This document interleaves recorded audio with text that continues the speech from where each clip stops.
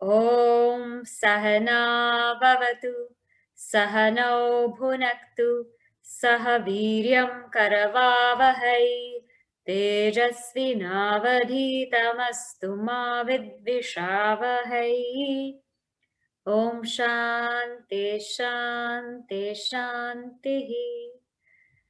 Vakratunda Mahakaya Suryakoti Samaprabha Nirvignam Kuru Me Deva Sarvakaryeshu Sarvada. Saraswati Namastubhyam Varade Kamarupini Vidyarambham Karishyami Siddhir Bhavatu Me Sada. Samasta Jana Kalyane Niratam Karunamayam Namami Chinmayam Devam Satgurum Brahma Vidvaram. Narayanam Namaskritya Naram Chaiva Narottamam Devim Saraswatim Vyasam Tato Jayamudiraye.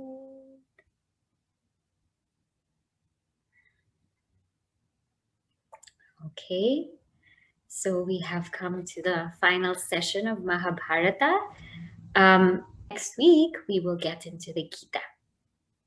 So I'm going to share my screen again.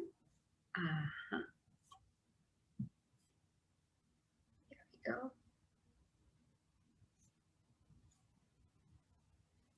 Okay. Right. So again, Mahabharata, the great, great epic.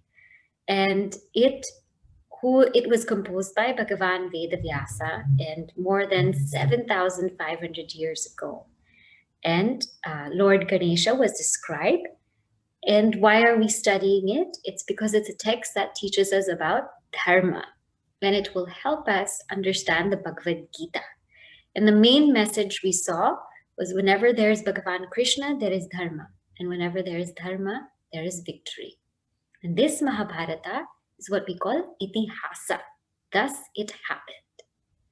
This is our famous Mahabharata family tree with all of the notable characters in it. So just take a quick glance and you'll be able to see who is where, because sometimes I know the names can be a little bit hard to remember. Now, imagine we're going down memory lane of Mahabharata from the beginning. What's in the Mahabharata is loads of gems. We've seen, of course, Bhagavad Gita is the top gem, which we're going to study. Sanat Sujatiya, Yaksha Prashna, Vidura Niti, Vishnu Sahasranama, and Anugita. There are 18 main parvas, and we have gone through all of the 18 parvas. So they are listed here. And we will start with just recollecting Adi Parva. Now in Adi Parva, the first episode we really saw was the birth of Bhishma and how Bhishma was really a part of the Vasus, and he was born on this earth because of a curse. And in this whole story, what we learned was something that looks bad may actually be good. We saw that Ganga Devi and Shantanu. And Shantanu was very attracted to Ganga Devi, and she said, yes, we can be together, we can get married, but you never question me. And what happens is when those babies were born out of them one by one, Ganga Devi would put them in the river. And Shantanu was just distraught as why are his babies being put in the river? They're being drowned in the river. But he could not question. And finally, in the eighth one, he questioned, and that eighth one lived, and that was Bhishma. And what we can see from this story is that something that looks bad, that if you read the story, you see that she's drowning babies. Actually, who she was putting in the water was those Vasus. 7 of them, they were put in the water because they were meant to be freed from the curse. So it looks like she's drowning them, but she's actually freeing them from a curse. So something that looks like it's bad, it might actually be good. We never know. And the second thing, in Bhishma's whole episode, we learn about the power of sticking to one's word. How Bhishma, he took his vows that he will never be king, he will never be married, and he will never marry, and he will be loyal to whoever is on the throne of Hastinapur. He had this satyata, he had power to his word.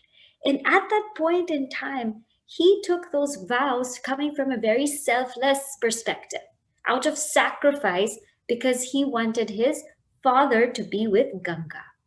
Whereas Shantanu took the same vow to Ganga that he will never question her. But that vow was out of compromise. It's because he wanted to be with her. So it was a selfish thing compared to Bhishma's vow. So here we see Bhishma's vow versus Shantanu's vow. Bhishma's vow is out of sacrifice, but Shantanu's is out of compromise.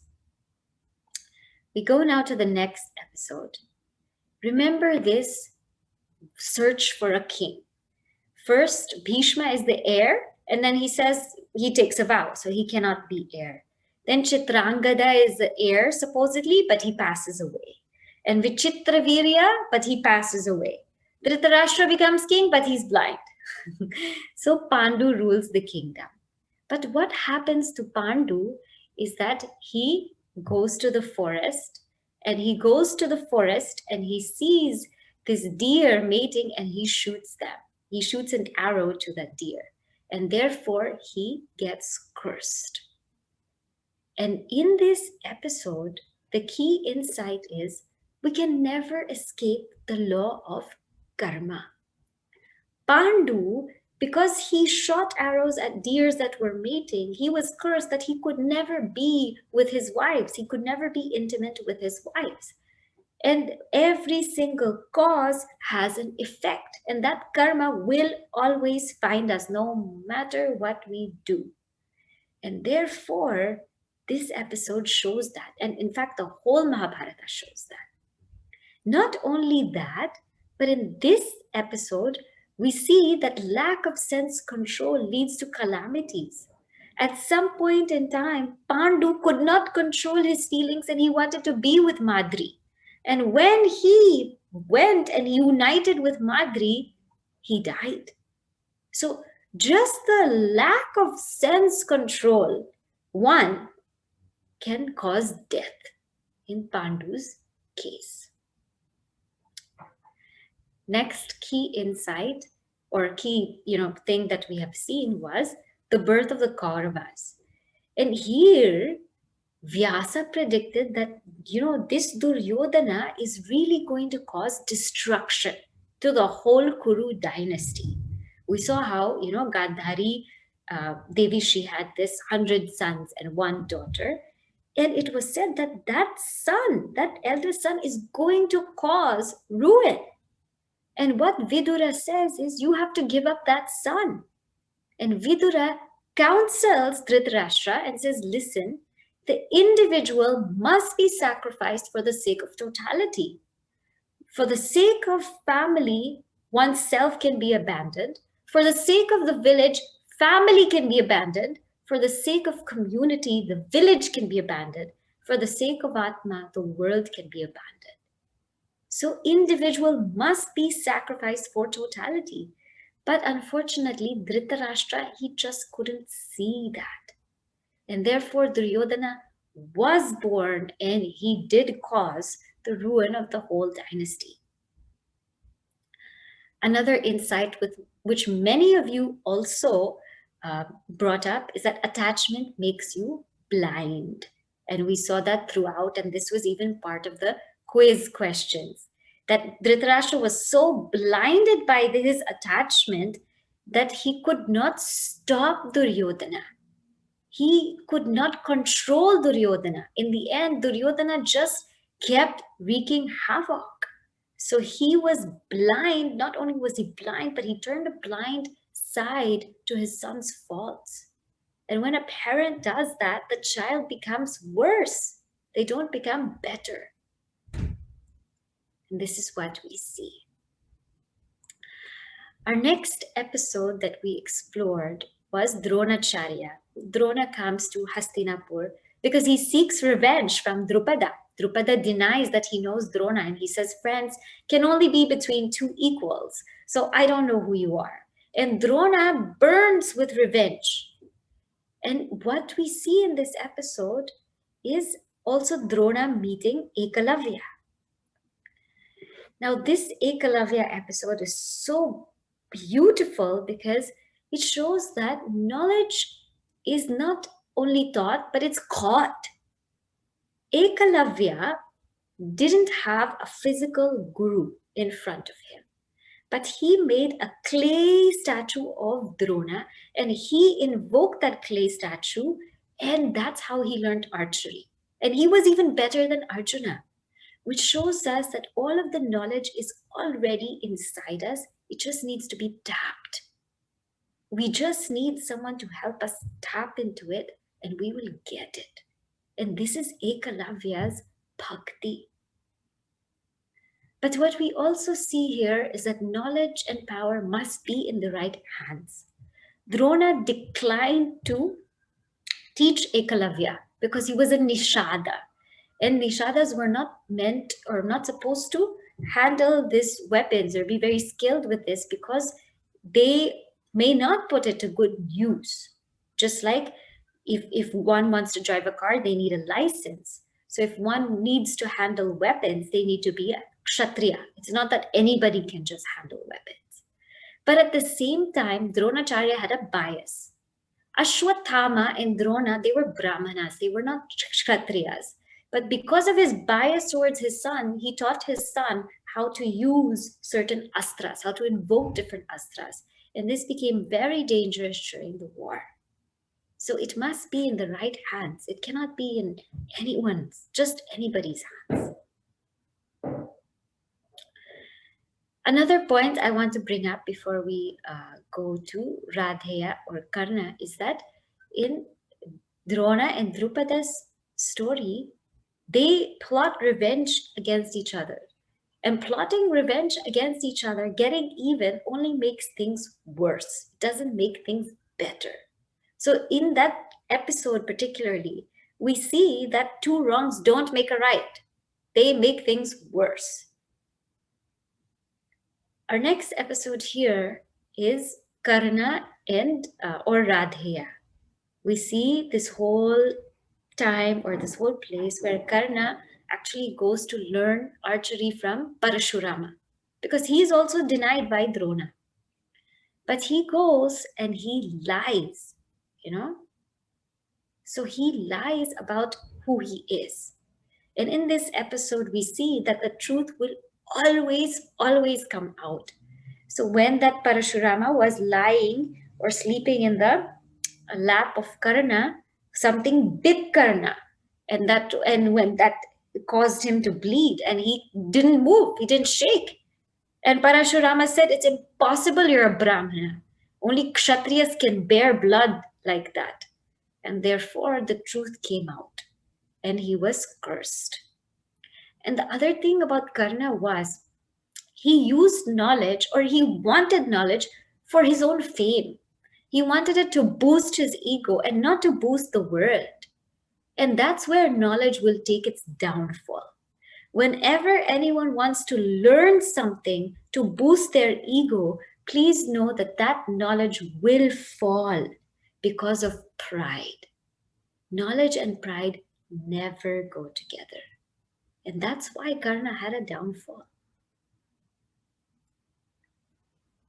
Another thing we learned from this incident, when Karna went to the tournament to fight with, to show or to display his valor to Arjuna, what happened was he was disqualified because of who he was, right? He was Sutaputra. So Duryodhana crowns him king of Anga.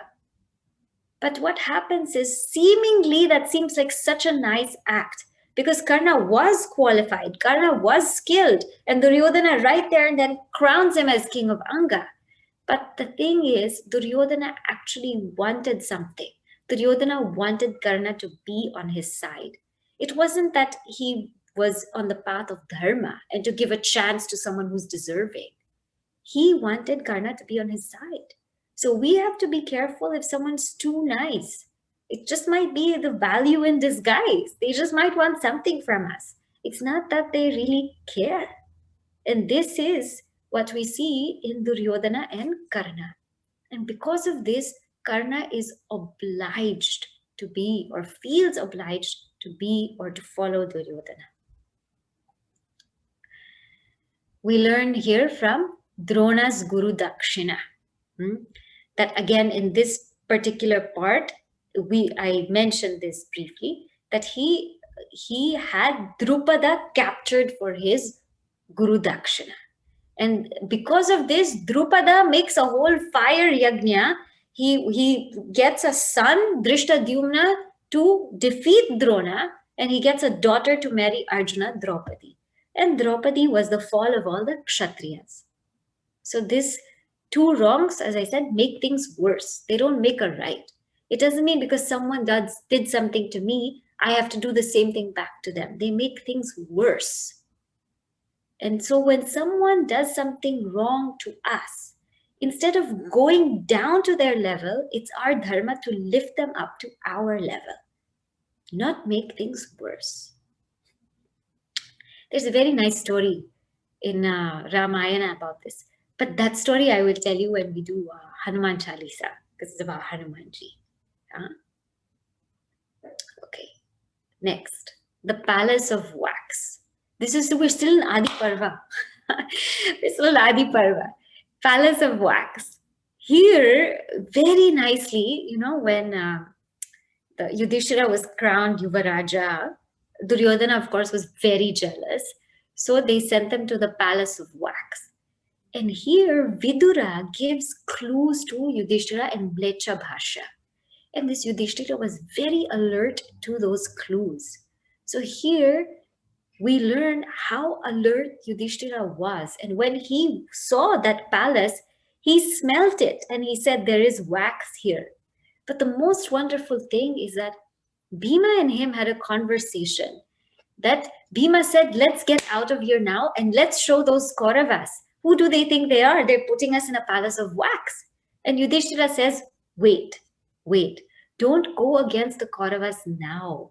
They're too strong. They have the wealth, they have an army, they have people behind them. We have to become stronger, then fight. So Yudhishthira here gives us a key insight that before facing a great challenge, develop skills. Don't go, without anything. We have to be prepared. And that's what they did.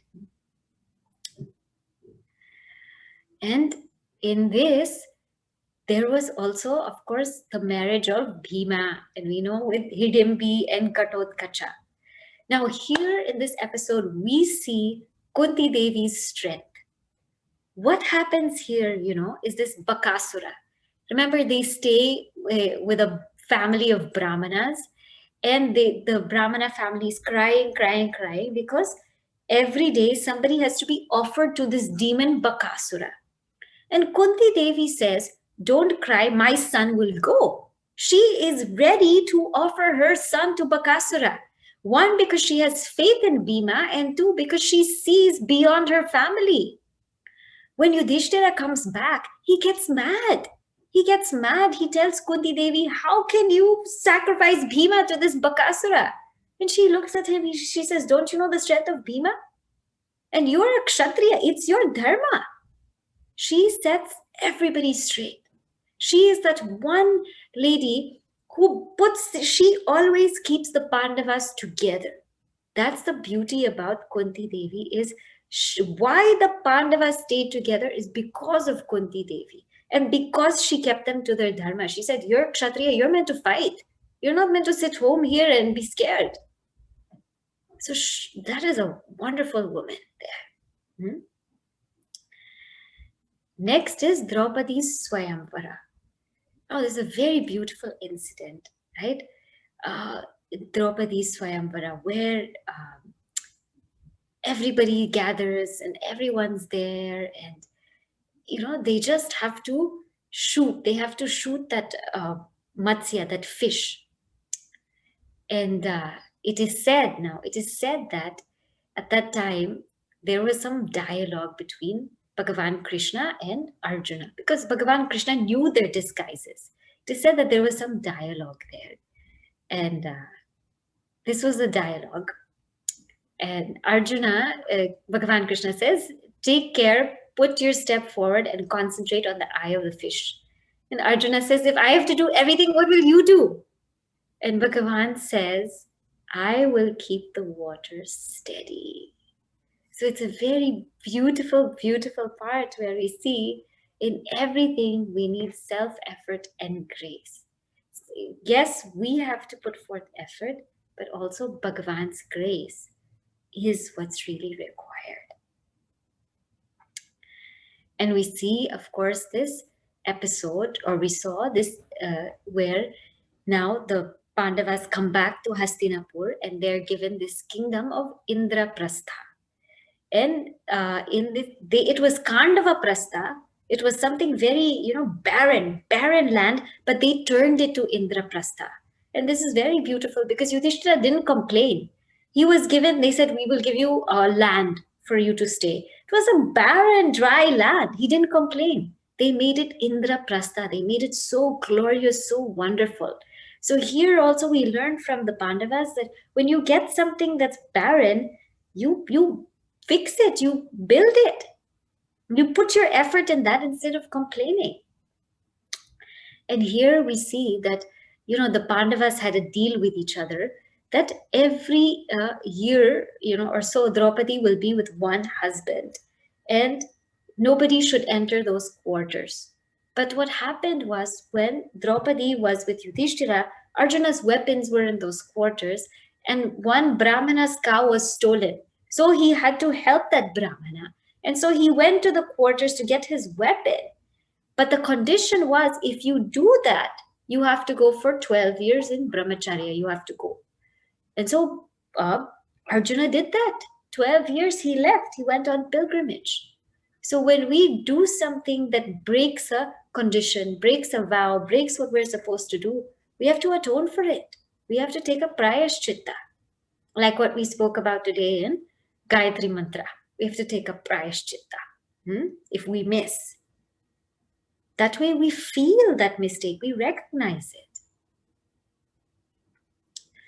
So I'm going to stop for one moment because there were some questions in chat. Okay. All right. Yes. Shikandi was the reason for Bhishma's death. Yes. But that we will come to. So that is Adi Parva. There's still so many more lessons, but this is what I could gather in the amount of time that I had. If I sit with this, I'm sure there will be many, many more. We're moving on to Sabha Parva. Okay. Sabha Parva. Now you all know this dice game. So of course here we saw the Rajasuya Yajna and we saw the game of dice. Now in this Sabha Parva, what is very beautiful is Draupadi's character. Draupadi is a warrior. She was strong enough to question the assembly. Everybody's sitting quietly there. And they say, call Draupadi and bring her here. She questions them. She says, am I a slave? Did Yudhishthira win? Did Yudhishthira lose me after losing himself, or lose me before losing himself? So she questions. She doesn't keep quiet. And when she was harassed by Dushasana, all of us know this. She fully surrenders to Lord Krishna. She calls Lord Krishna. She yells to Lord Krishna because nobody else is there for her. And Lord Krishna saves her. And that is one of the most beautiful parts of Mahabharata. And when Dhritarashtra gives her a boon, what does she say? She says, "Give me back Yudhishthira." She gets a boon. Now, a lady today will say, "Now I'm going. You give me money, give me property. I'm leaving all of these husbands. But they don't stand up for me." She asks for Yudhishthira, and the second boon, she asks for all the Pandavas back. She forgave them, and she takes them back. She knows that this is a slip. She understands, but she has that large heart to do so. This is where her character is really beautifully brought out. And here is also where we see that so here I said she stands up and she speaks out. She doesn't stay silent. Here is where we see Yudhishthira's fall.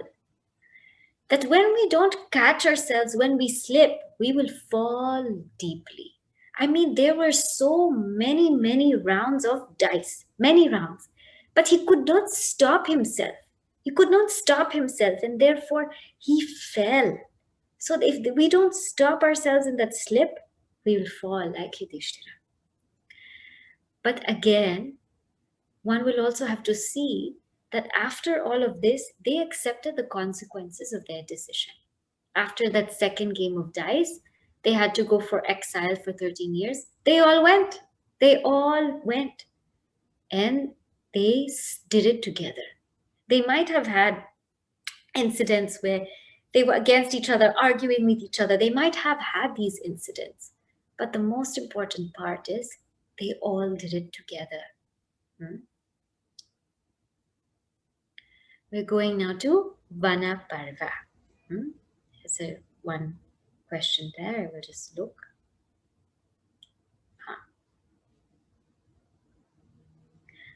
Collective karma. Yes, that's a very good concept. That this is also collective karma, that one person's act affects so many. Yudhishthira's act affected so many people. So we don't have individual karma. We also have collective karma. We go now to Vana Parva. And Vana Parva was when they were in the forest. So here what happens is they're in exile in the forest and all of them do tapas. All of them do tapas. And also there was that episode about the Ghosha Yatra when these Kauravas come to check out the Pandavas. Here's some very beautiful things that we see in the forest. All of them did tapas. All of them did tapas. And when they did tapas, Draupadi had darshan of Bhagavan Krishna. When that Duravasa Rishi was coming to eat food and they had nothing there. They had nothing in her patra, her Akshaya Patra, because she had already eaten. She prayed to Lord Krishna and she had darshan of Lord Krishna. Arjuna had darshan of Bhagavan Shiva. Remember that Pashupatastra? When he went, he prayed, and there was some hunter who came in front of him, and that was none other than Lord Shiva. He had darshan of Bhagavan Shiva. Bhima had darshan of Hanumanji in the forest. And Yudhishthira had darshan of Dharma Raja and Surya Devata. What a beautiful thing. When we do austerity, we will have darshan of Bhagavan. It will come. It is shown in their very acts. All of them had darshan. So that is a very deep thing. And I didn't repeat those lessons, but we went into the deeper meanings of that Pashupatastra weapon and very beautiful significance. Here also, in Hanumanji's and Bhima's episode, Hanumanji tells Bhima, "I'll give you a boon. I can defeat the Kauravas right here and right now." Bhima says, "No, you just bless me and give me the strength to fight." Because the blessings of God are not meant to escape from duty, but it's meant to perform duty. And Bhima understood this. He has to fight his own war. Here also we saw stand by Dharma. Kauravas went to the forest on the pretext of wanting to display all of their wealth and the riches to the Pandavas. But instead, what happens is they get captured. And when they get captured, Yudhishthira tells the Pandavas, you rescue them, you save them, you do what it takes, because this is our dharma. He tells them whether the Kauravas deserve this fate or not, it's not for you or me to say. The first duty of a Kshatriya is to protect the oppressed. And in that particular situation, the women and other innocent people were being harmed. So Yudhishthira said, we're Kshatriya, we have to protect them. Imagine those Kauravas who wronged you, who put you into exile, who sent you to the forest, they are captured. It is prime time. You can do whatever you want with them. He frees them and he stood by Dharma. So that's a very beautiful lesson that we can learn from them. Okay. I am just seeing this. Karna and Draupadi Harana. So here, here is where Jayadratha, he captures Draupadi. Yeah? And here's also the episode where Karna has a dream and he gives up his kavacha and kundala. So what happens here is, we see again the power of the word of Karna. Karna said that that's what he does. When he worships Surya Devata, he will, if anybody asks him anything, he will give. And he stood by the power of his word. He did that. That is one great thing he did. In this Draupadi and Jayadratha episode, what we learn is even Rakshasas can do tapas. Anybody can do tapas. Rakshasas can do tapas, and even suras, good people can do tapas. So we have to be very, very careful what we do tapas for. Jayadratha performed so much tapas that he had that boon, that he will be able to defy the Pandavas in the war. And that's when that Chakra Vyuha happened. So tapas, many people can do it. Rakshasas can do it. Good people can do it. Anybody can do it, because the law is whatever you do, you will get the result. So unfortunately, even Rakshasas can perform tapas. But please note that Bhagavan, at the end of the day, will always make sure that Dharma is on the rise. And we'll see that. We'll see. Here in Yaksha Prashna, we saw this episode where Yudhishthira is given a chance to revive one brother. And he chooses to revive Nakula, saying that of all of my brothers, to bring back to life, you bring back Nakula, because one son of Kunti should be alive and one son of Madri should be alive. And with this, all of the sons were brought back to life. So this was his first test, stand by Dharma. We're going now to Virat Parva. And what a beautiful Parva this was, where they had to all go in disguise. And we saw this in great detail. So I will just touch upon it. These are their disguises, so you can see. But the main point is they took these disguises to sublimate their ego and to identify with totality. So we explored each of their disguises and what it means and how beautiful it was. For example, Arjuna was very proud about his valor, about his strength. And his disguise was a eunuch. So he could not display his valor and strength. He had to sublimate his ego. And, he had to also master brahmacharya. So therefore, he was a eunuch. He was living among He had to develop that equal vision between men and women. And so although he was a man, he was living and teaching women, but he had to be very equanimous. So there's certain things that he had to transcend. And this is with all of the Pandavas and even Draupadi. So victory can only happen really when there's a defeat of one's ego. So we saw that. We go to Udyoga Parva. The most beautiful lesson here is Arjuna chooses Lord Krishna. This is a masterpiece lesson that we may never or should never forget. Both Duryodhana and Arjuna approach Bhagavan Krishna. Duryodhana asks for the entire army. Arjuna asks for Krishna. And that day itself, Arjuna wins. So Arjuna, choose Lord Krishna and you will win. And of course, we also saw that Bhagavan Krishna is a messenger of peace.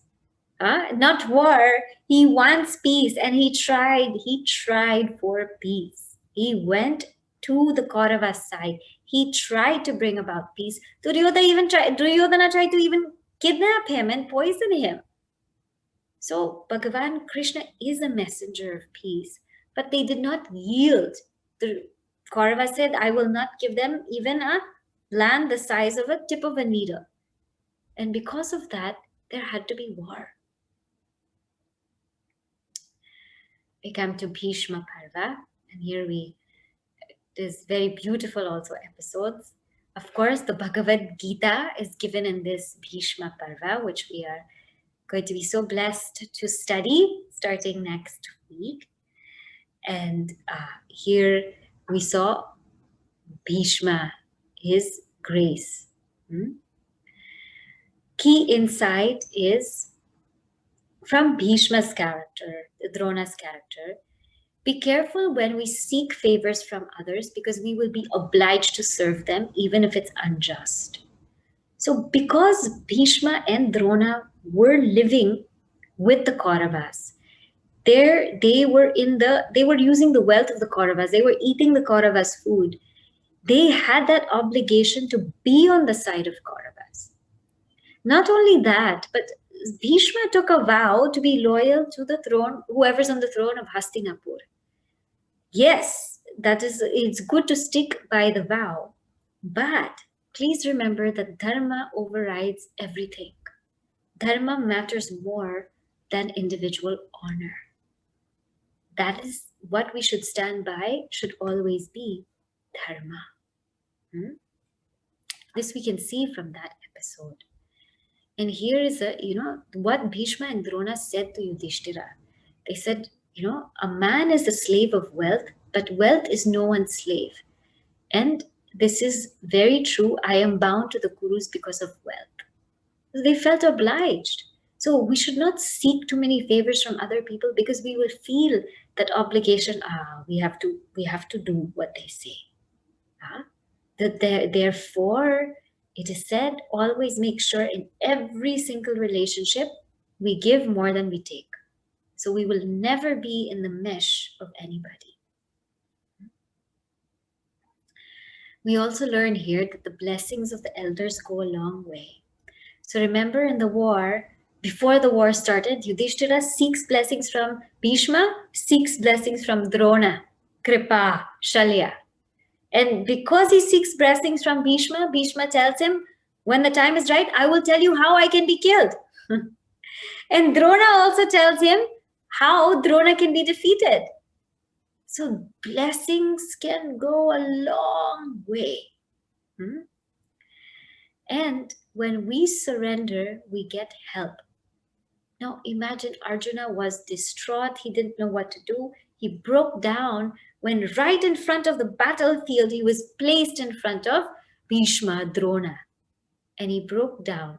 And finally, when he said, Lord Krishna, I don't know what to do, when he surrendered, he got the Bhagavad Gita. Because of him, we got the Bhagavad Gita. So when we say we don't know, we need help, we get something magical. And That's what we can learn from Arjuna. We're coming to Drona Parva now. In Drona Parva, this was just so, Drona broke all the rules of warfare. We know he started fighting at night. He broke all the rules of warfare. He just became uncontrollable. And so many things happened. And this Chakra Vyuha, Abhimanyu was defeated. Drona even wants to capture Yudhishthira.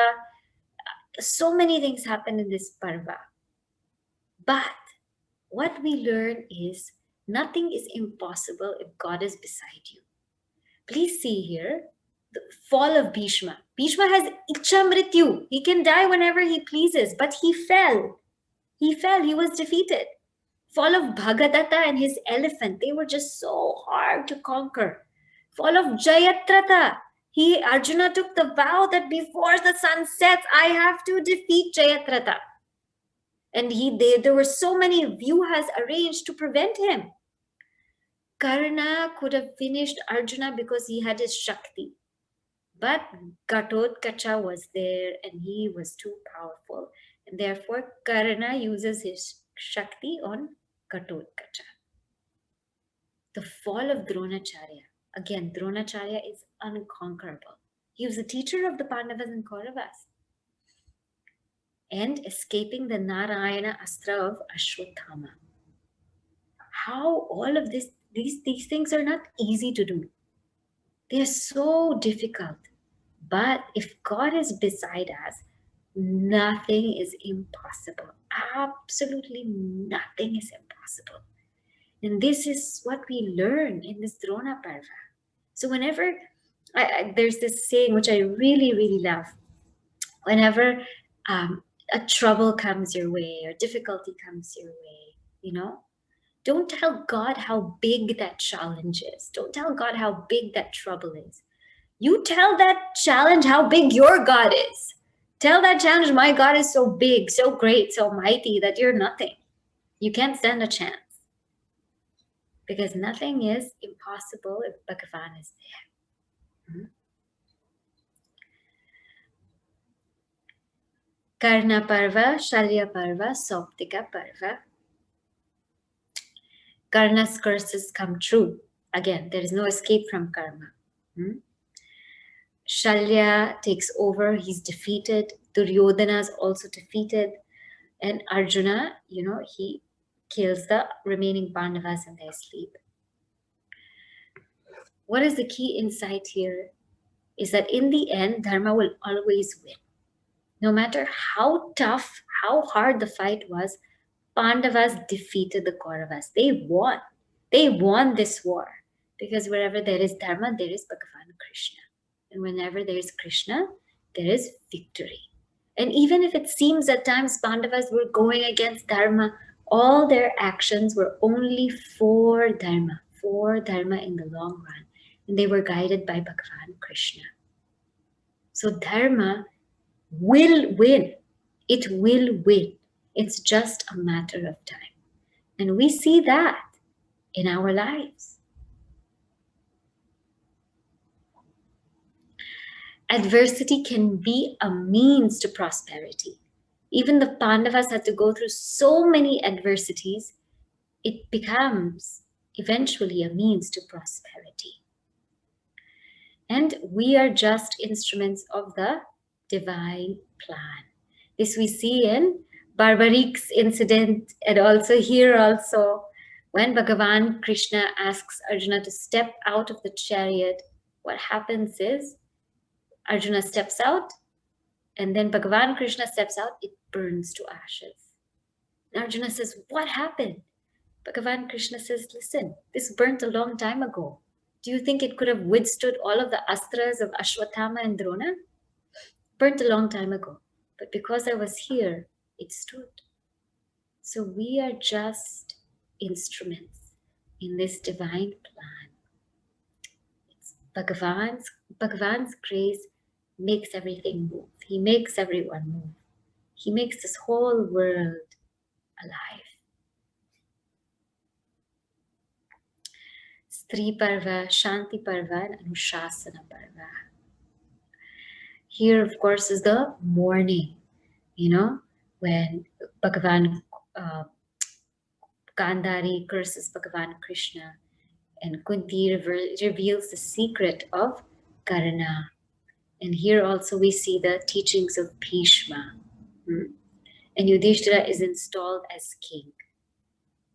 And here, there's so many lessons, but I had to stop myself.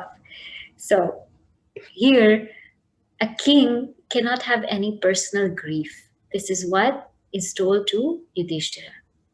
You're a king, you are mourning, you are very sad, especially when he found out about Karna. He's very, very sad. But a king, a ruler, a leader can never have personal grief. You cannot, because you stand for the country. You stand for a huge group of people. So all of that has to be aside, and your primary responsibility is those people whom you are leading. And we learn from Vishnu Sahasranama, the greatest dharma in the world is taking the name of God. Kimekam devatam loke kim va pyekam parayanam suvantah kam kamarchanta prapnuyur manava shubham. What is the sole divinity? What is the sole dharma in this world? What is it that I can do, doing which I can obtain the supreme good? And Bhishma says, it is worshipping God, taking the name of God. This is Vishnu Sahasranama. Again, this is a whole scripture in itself. But that's a very beautiful reply by Bhishma. Ashwamedha Parva and Ashrama Vasika Parva. Uttara gives birth, and that baby we saw is given life by Bhagavan Krishna. And we also saw the retirement of the elders to the forest. Dhritarashtra, Gandhari, Kunti, Vidura, Sanjaya. What happens here is Bhagavan will always ensure that the Guru Shishya Parampara continues. The lineage of knowledge will never fall. From thousands of years ago, the Guru Shishya Parampara from Narayana, from Brahmaji, from Vasishta Rishi, from each of them passing on to the next, that line will never fall. It will never break because it has Bhagavan's backing. And that was the line of Parikshit. Parikshit, Janamejaya, it had to continue so that we can get this grace of Mahabharata. Mahabharata generations. From, imagine, just see this lineage, just see it. From Shantanu, Ganga Devi, Satyavati, Parashara Muni, Vyasa Maharaj, Vyasa Maharaj, Bhishma, etc. From Vyasa to Dhritarashtra, Pandu, Vidura, to the Pandavas to Kauravas, to Abhimanyu, Upapandavas, to Parikshit, then to Janamejaya, then to us eventually. So this is how our culture thrives. It thrives through a parampara, through a lineage. There's an authentic lineage of Guru Shishya passing on the scripture. And that is a continuous flow. It's a very beautiful thing.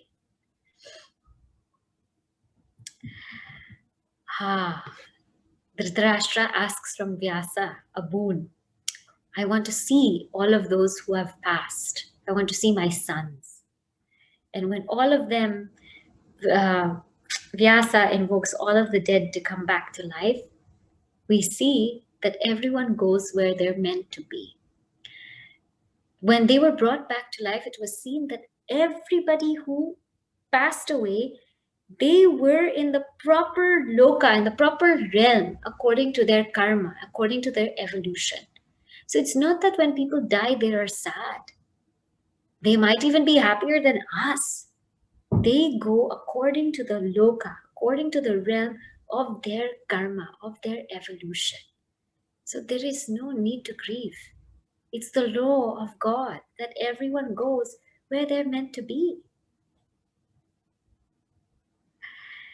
Elders prepare for death and do not fear it. So we know in our culture, when people grow older, there is Vanaprastha Ashrama. Vanaprastha is not, I'm afraid to die, how am I going to die? I don't want to be a burden to anybody. Vanaprastha is, let me be prepared to die. I'm going to die, so let me be prepared for it. And they perform a lot of austerities. They simplify their lives. They make peace with the people around them. And they invest on the only thing that they can take in the afterlife, which is Dharma. This is called long-term investment. Huh? This is what will secure you, not a portfolio. Dharma. Huh? This is what is our culture. Mausala Parva. Gandhari's curse comes through. 36 years after the war, and the Yadava clan, they all destroy each other, except Bhagavan Krishna and Balarama and Daruka. And Arjuna tries to save the women in Dwaraka, but he's also unable to. And Dwaraka sinks.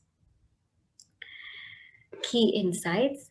Yada yada hi dharmasya glanir bhavati bharata abhyuthanam adharmasya tadatmanam srajamyaham. Whenever there is a decline in dharma and a rise in adharma, Bhagavan says himself in Bhagavad Gita, I will manifest myself. I will do it. And when the time is up, I will go. And I come to this world for paritranaya sadhunam, for the protection of good, vinashaya chadushkritam, for the destruction of the wicked, dharma samsthapanarthaya, for the establishment of dharma, sambhavami yuge yuge. I am born in every single age, Bhagavan says. Somebody once asked Gurudev, there's so much adharma happening now. How come Bhagavan hasn't come? And he looked at him and said, for people like you, us sadhus are enough.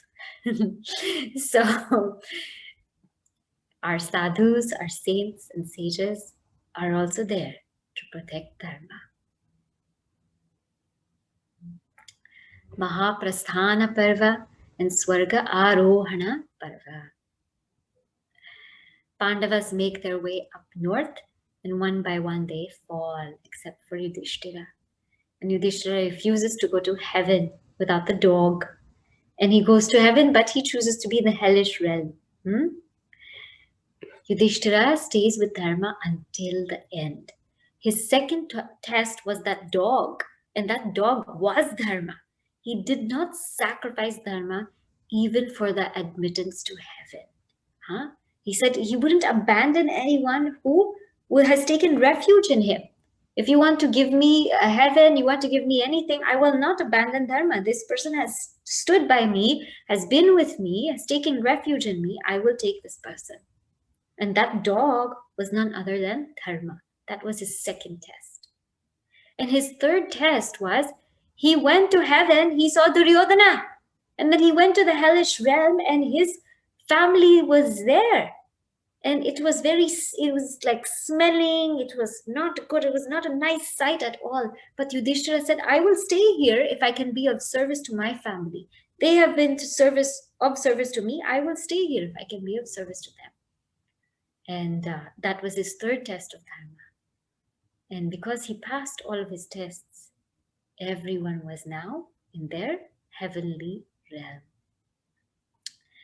And what we see here also is we cannot enter heaven until we shed our lower personalities. So Draupadi shed her attachment to Arjuna. Arjuna had to shed his pride. Bhima also his pride. Nakula, Sahadeva, all of them had to shed their pride, whether it was a pride of learning or pride of bravery or pride of looks or attachment. They had to shed it before they went to the heavenly realm. So we too cannot go to a higher realm until we drop all of our tendencies. And of course, we saw Duryodhana and Yudhishthira. Although Duryodhana appeared in the heavenly realm, don't get puzzled by someone who appears to have a very good life but is very sinful, because that could only be for a moment. Duryodhana is going to go to his hellish realm.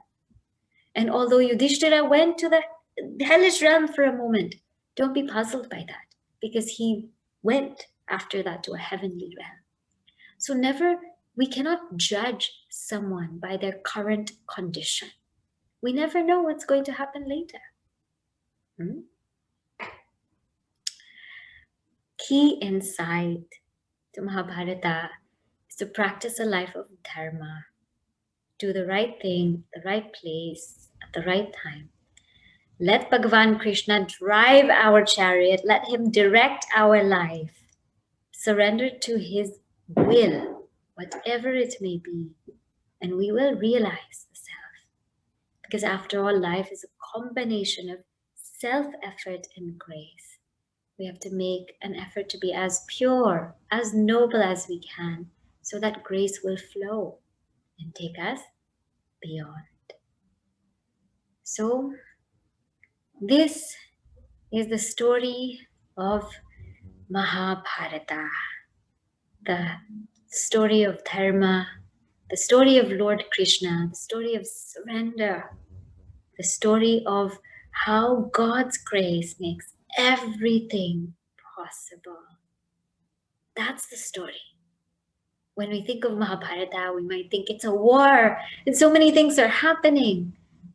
But as we have seen, as we have studied together, it's a story of deep faith, of devotion, of surrender.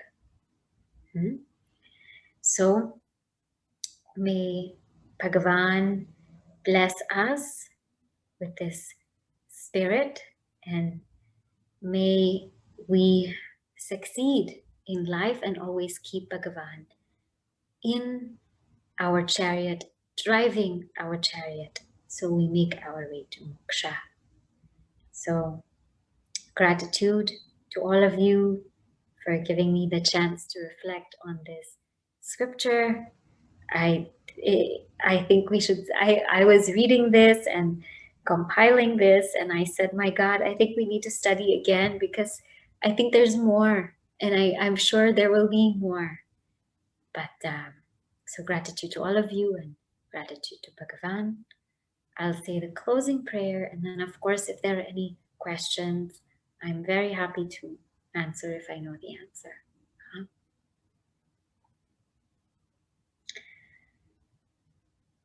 Om Purnamadah Purnamidam Purnat Purnamudachyate Purnasya Purnamadaya Purnameva Vashishyate. Om Shanti Shanti Shanti. Gratitude to Bhagavan Vedavyasa for keeping this knowledge alive in our heart.